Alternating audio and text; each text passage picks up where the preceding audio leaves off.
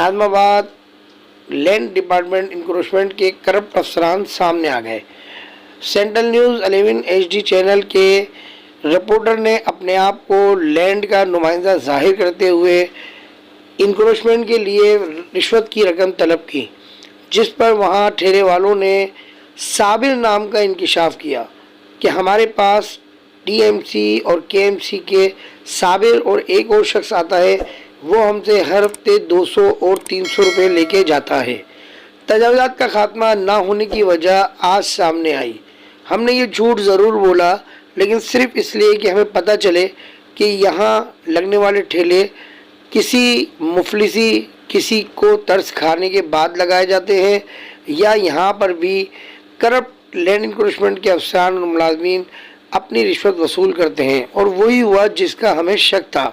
Land encroachment के नाज़माबाद town के साबिर का नाम सामने आया है और एक का नाम इनको याद नहीं था, लेकिन ये दोनों अफराद 200 और 300 रुपये यहाँ से हफ्ते में एक बार वसूल करते हैं। और यही नहीं, जितनी इंक्रोचमेंट लियाकताबाद टाउन में की गई है और करवाई जा रही है, सबसे हफ्ते में एक बार बाहरी भत्ता वसूल किया जाता है, जबकि जब ये लगवाए जाते हैं तो एडवांस के तौर पर हज़ारों रुपए इनसे वसूल किए जाते हैं।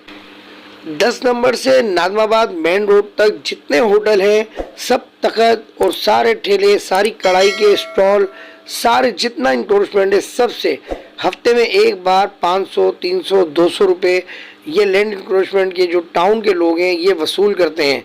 और यही नहीं, बल्कि नाज़माबाद में अहबाब स्वीट के सामने जो पूरा इंक्रोचमेंट लगा हुआ है, वहाँ से भी नाज़माबाद टाउन के इंक्रोचमेंट के अफसरान रिश्वत वसूल करते हैं, जिसकी वजह से वहाँ ट्रैफिक आए दिन जाम रहता है। अनकरीब आपको वहाँ की वीडियो भी हम यहाँ पर दिखाएंगे।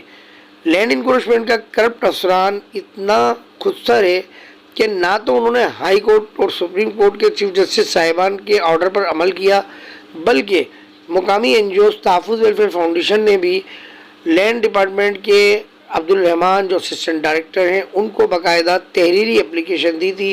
लेकिन आज एक हफ्ते से ज़ायद टाइम हो चुका है, लेकिन उस इंक्रोचमेंट की ऊपर किसी किस्म की कोई कार्रवाई अमल में नहीं लाई गई। अब आपको स्क्रीन पे वो एप्लीकेशन नजर आएगी जो हमने assistant director encroachment Abdul Rahman को अपने NGOs के ज़रिए उनको दी, जो उन्होंने बाकायदा रिसीव भी की, लेकिन अब तक अमल नहीं हो सका। Central news 11 HD YouTube channel से मुनीर अहमद को कैमरामैन शेरोज़ अमीन के साथ इजाज़त दीजिए। अस्सलाम वालेकुम व रहमतुल्लाह।